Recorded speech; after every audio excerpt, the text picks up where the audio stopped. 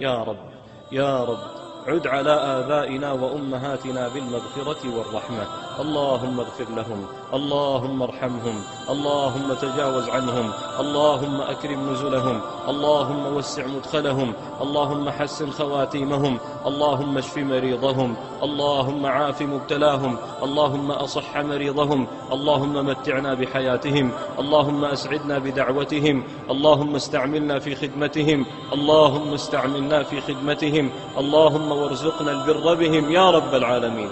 إلهنا من مات من آبائنا وأمهاتنا عد عليهم بالرحمة والمغفرة، صب عليهم شآبيب الرحمة والرضوان.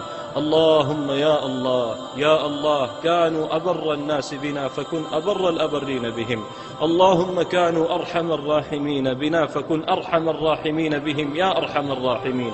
يا الله صلهم في قبورهم بالنور والسرور والروضة والسعة والحبور. اللهم بلغهم صلاتنا ودعاءنا، اللهم انفعهم بدعائنا وصلاتنا، اللهم انفعهم بشفاعتنا يا رب العالمين. إلهنا واغفر لنا وارحمنا إذا صرنا إلى ما صاروا إليه. اللهم قيض من ذرياتنا وأبنائنا وإخواننا وأحبابنا من يدعو دعاءنا ويلح إلحاحنا يا رب العالمين.